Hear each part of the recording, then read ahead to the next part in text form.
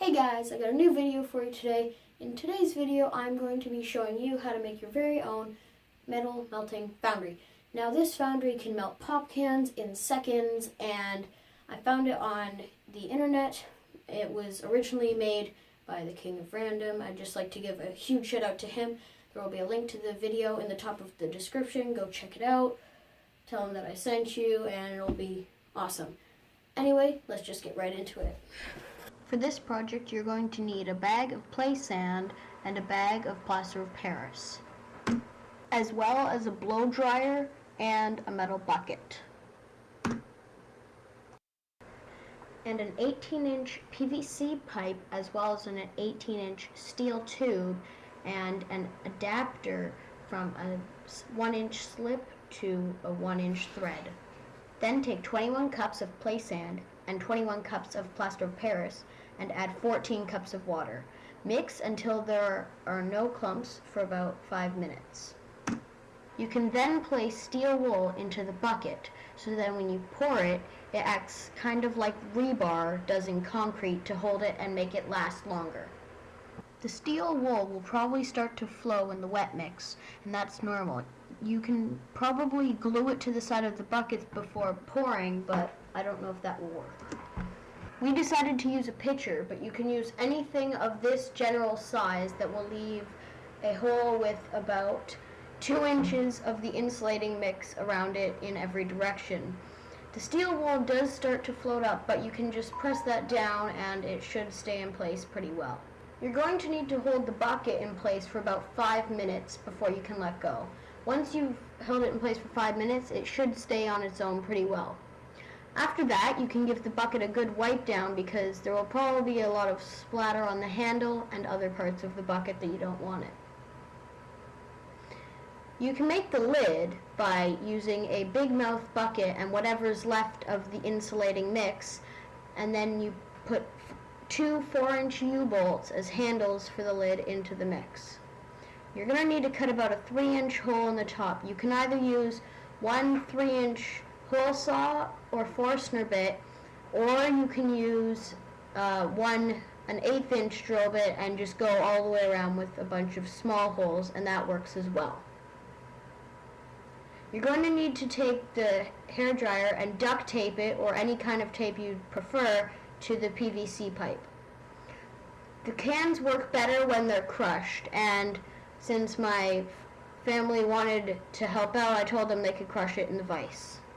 Okay, so here we have the main part of the foundry. We have the hole drilled. It's a 1.5-inch hole to accommodate this 1-inch steel tube with a slip adapter here for this PVC pipe, which then is duct taped to a hairdryer and then fits in like such. So this is going to be the crucible. It's going to sit in there kind of like that, but we're going to have to cut it off about there. And before we do that, we're going to also have to chisel at the bottom part of this because it doesn't sit on quite right. But that's where we're at now. We're going to chisel this, cut this, and then hopefully be ready to burn.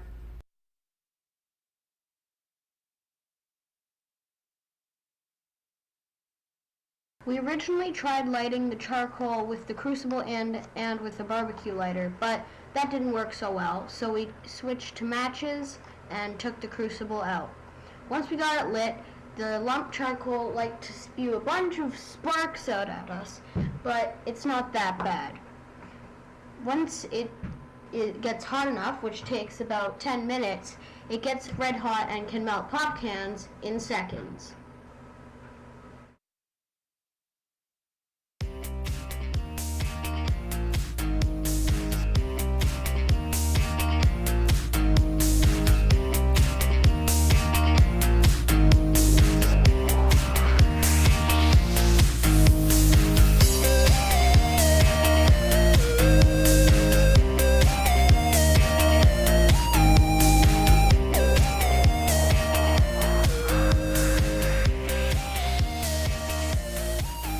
Found that anywhere from 35 to 40 cans could result in about 1 pound of molten aluminum.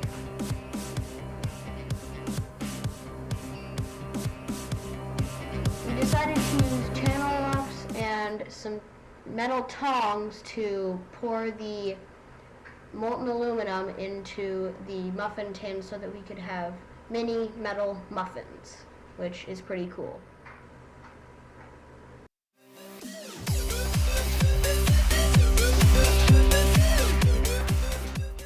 The first ingot we poured, the one in the top left, got some sludge in it that usually stays behind. The sludge fell in because we tipped the crucible over too far.